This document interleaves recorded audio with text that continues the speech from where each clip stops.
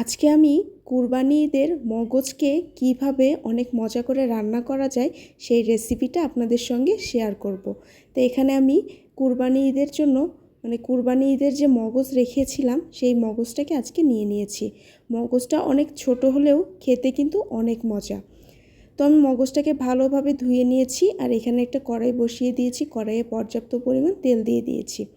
তেলটা গরম হয়ে আসার পরে এখানে আমি অনেকটা পরিমাণে পেঁয়াজ কুচি দিয়ে দেব। ঠিক যতটুকু পেঁয়াজ কুচি আর কি এই মগজের জন্য প্রয়োজন ঠিক ততটুকু, এর থেকে বেশি দেওয়ার কিন্তু কোনো প্রয়োজন নেই। এখন পেঁয়াজটাকে ভালোভাবে তেলের মধ্যে ভেজে নেব। যারা যারা আমার ভিডিও দেখছেন প্লিজ ভিডিওতে একটা লাইক দিয়ে দিবেন। আর যারা যারা আমার চ্যানেলটাকে সাবস্ক্রাইব করেছেন তাদেরকে অসংখ্য ধন্যবাদ। আর যারা এখনও আমার চ্যানেলটাকে সাবস্ক্রাইব করেননি প্লিজ আমার চ্যানেলটাকে সাবস্ক্রাইব করে আমার পাশে থাকবেন।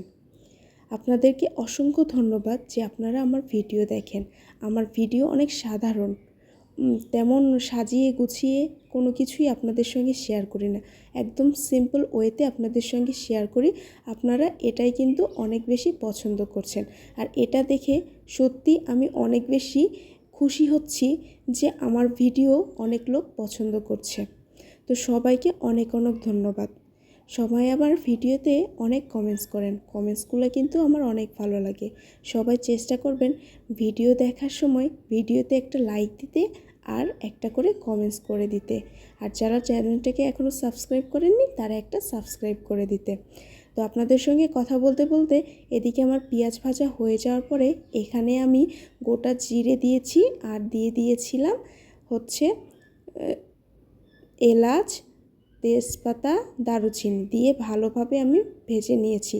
তারপর ওখানে দিয়ে দিয়েছি আদা রসুনের পেস্ট, হলুদ গুঁড়া, মরিচ গুঁড়া, ধনিয়া গুঁড়া আর লবণ দিয়ে ভালোভাবে মশলাটাকে কষিয়ে নিয়েছি। এখানে অন্য আর কোনো মশলা অ্যাড করার প্রয়োজন হবে না। এখন মগজটা দিয়ে দেওয়ার পরে মগজটাকে একটু আমি খুন্তির সাহায্যে ভেঙে দেওয়ার চেষ্টা করছি। তো যতটুকু আর কি পারা যায় ভেঙে দিয়েছি আর সেদ্ধ হলে এটাকে অনায়াসে ভেঙে দেওয়া যাবে। তো এটাকে আমি ভালোভাবে নেড়েচেড়ে নিচ্ছি, তারপর ঢাকনা দিয়ে কিছুক্ষণ এটাকে ভুনা করে নেব। এটা খেতে কিন্তু অসম্ভব মজার হয়, বাসায় এইভাবে ট্রাই করে দেখবেন, খুবই মজা হয় খেতে। তো এখন দেখুন অনেকটাই কিন্তু সেদ্ধ হয়ে এসেছে, দেখুন এখন কিন্তু সহজেই ভাঙা যাচ্ছে। তারপরেও কিন্তু কি করতে হবে, এটাকে ভালোভাবে ভুনা করে নিতে হবে। তো আমি আবারও নেড়েচেড়ে ঢাকনা দিয়ে ঢেকে আরও কিছুক্ষণ রান্না করে নিচ্ছি। এই তো ঢাকনাটা উঠিয়ে এটাকে আমি আবারও ভালোভাবে নেড়েচেড়ে নেব। ভালোভাবে নেড়েচেড়ে আমাদের কিন্তু কি করতে হবে, এখানে সামান্য পরিমাণ পানি অ্যাড করে দিতে হবে যেন মশলাটা ভালোভাবে আরও মগজের ভিতরে ঢুকে যায় এবং মগজটা ভালোভাবে সেদ্ধ হয়, খেতে যেন আরও বেশি মজা হয়। এই জন্য আমাদের পানিটাকে অ্যাড করতে হবে। তো আমি কিন্তু এখানেও গরম পানি অ্যাড করেছি, অবশ্যই চেষ্টা করবেন গরম পানি অ্যাড করার জন্য। তো আমার পানিটা শুকিয়ে এসেছে, আমি ঢাকনাটা উঠিয়ে এটাকে আবারও নেড়েচেড়ে মগজগুলোকে একটু ভেঙে ভেঙে দিচ্ছি যেন ভালোভাবে ঝুরা ঝুরা হয়ে যায়। তারপর এটা অনবরত নেড়েচেড়ে এখন এটাকে আমি রান্না করে নেব। অবশ্যই চেষ্টা করবেন আমার এই রেসিপিটা আপনারা বাসায় ট্রাই করার জন্য, খেতে কিন্তু অনেক মজা হয়। আমি জানি না কে কীভাবে মগজ রান্না করেন, তবে এইভাবে একবার করে দেখবেন, খেতে কিন্তু দারুণ মজার হয়।